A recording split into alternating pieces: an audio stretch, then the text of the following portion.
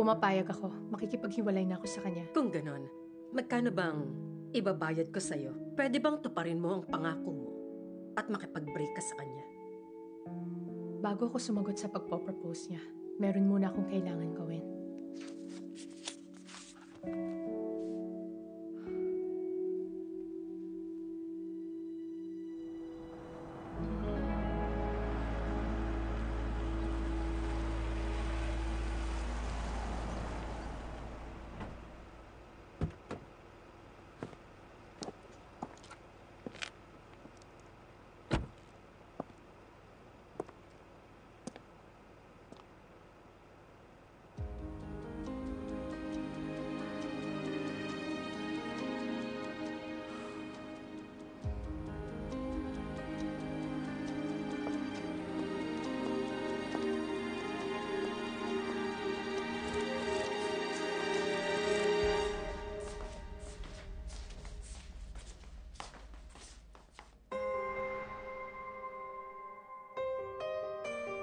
Nandito na po siya.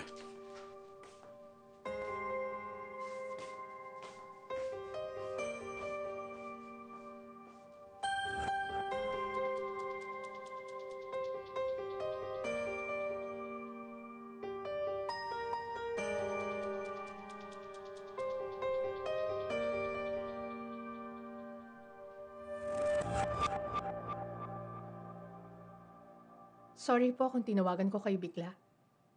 Anong kailangan mo?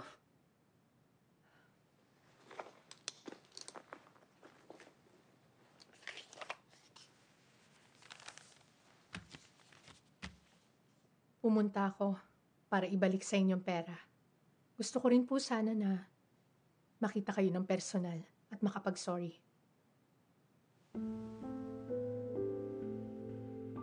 Ibig sabihin, hindi mo tutuparin ang pangako mo? Patawarin niyo ako.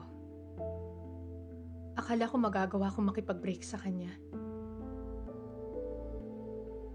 Nung nakuha ko yung pera, ang akala ko magiging sapat na yun para magawa akong makipag-break sa kanya. Ang puso ko, hindi sumunod sa dapat kong gawin.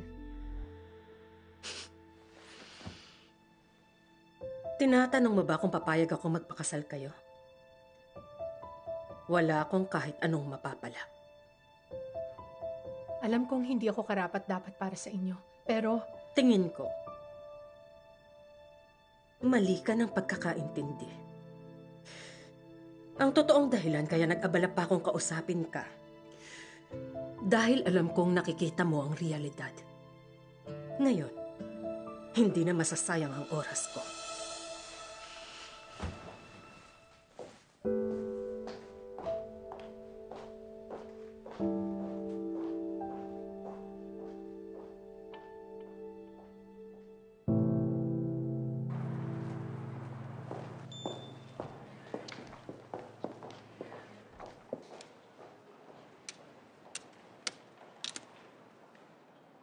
Teka, bakit ayaw?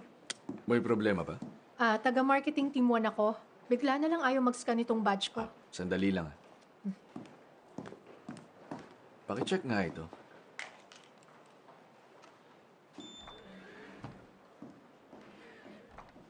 Miss, na-check na namin. Ang sabi sa system, resigned ka na. Ano?